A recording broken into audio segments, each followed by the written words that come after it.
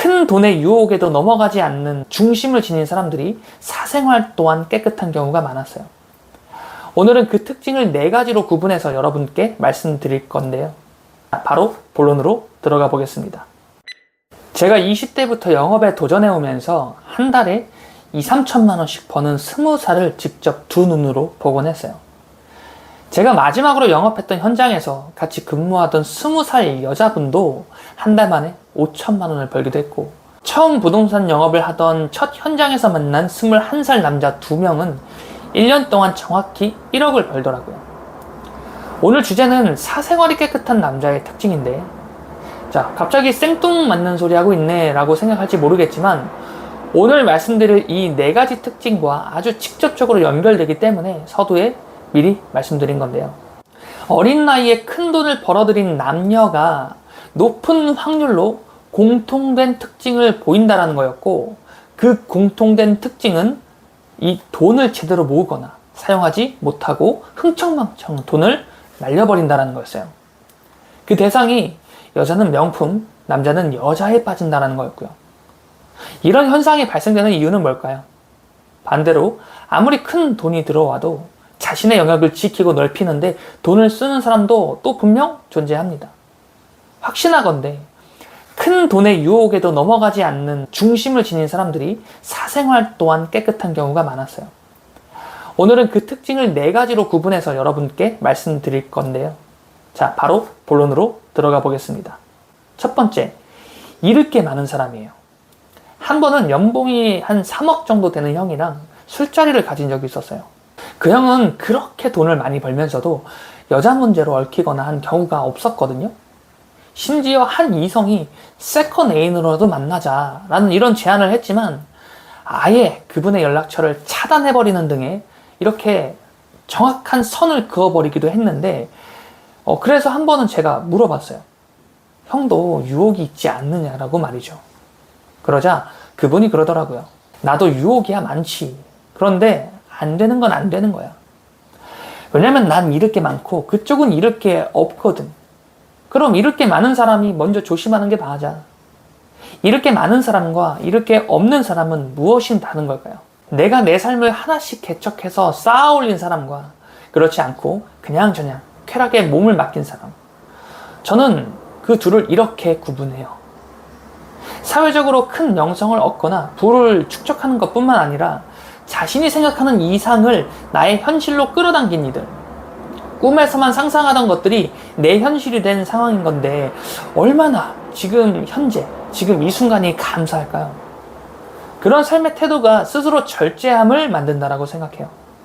그리고 두 번째, 난 놀 거 다 놀았어 라며 유흥이라는 주제에 조금은 회의적인 분들이 있어요.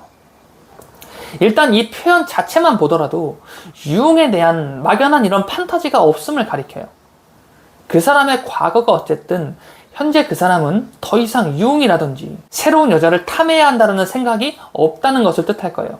오히려 이성에 대해 막연한 판타지나 호기심이 있는 경우 사생활이 깨끗하지 못할 확률이 높은 건 너무나도 당연할 거예요. 실예로 이렇게 유흥의 판타지가 없는 분들이 오히려 이런 모임에서 적당한 선에서 야한 농담도 적절히 주고받는 경우가 더 많았던 것 같아요. 왜 그런 거 있잖아요. 더러운 야한 드립은 듣는 상대방도 기분을 나쁘게 하는데 적당히 공감 갈 정도의 야한 농담은 그 자리의 분위기를 띄우기도 하죠. 오히려 이런 사람들이 사생활이 깨끗하더라고요. 반대로 난 야동도 안 보고 그런 거 잘 몰라 하는 사람들이 뒤에서 더 호박씨를 까고 있는 경우를 더 많이 본 것 같아요. 내가 유흥에 대해 별 생각이 없기 때문에 적정선의 야한 드립도 칠 수 있다라고 봐요. 그리고 세 번째, 간혹 보면 자기 여자친구, 자기 와이프가 최고라고 말하는 분들이 있어요.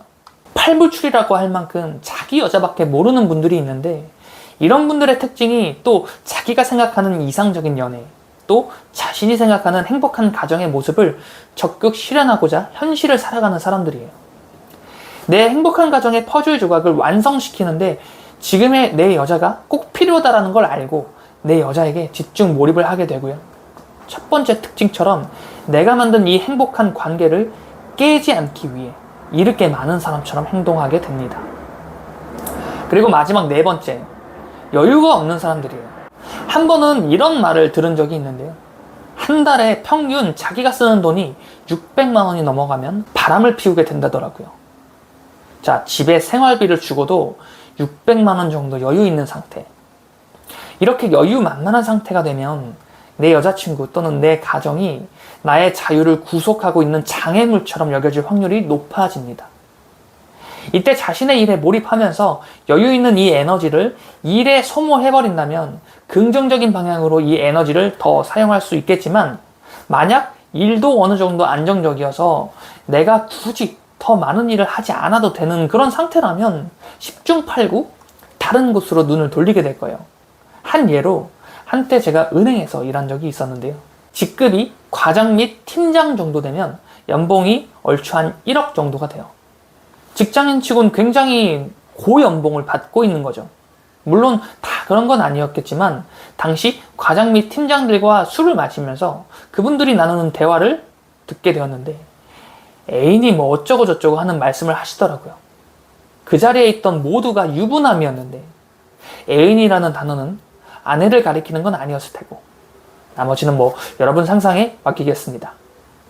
이번 영상은 지극히 지금까지 제가 삶을 살아온 저의 데이터에 의거해서 제작된 영상이에요.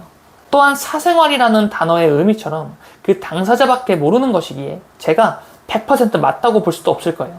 단지 지금껏 남자라는 무리에 속해 있다 보니 이러한 특징을 지닌 분들이 사생활도 깨끗했고 주변 사람들의 존경을 받더라 라는 이런 특징을 여러분께 공유해 드린 것이니 참고 정도 해주시면 좋겠습니다. 지금까지 5차원 연애의 레온이었습니다. 영상 시청해 주셔서 감사합니다.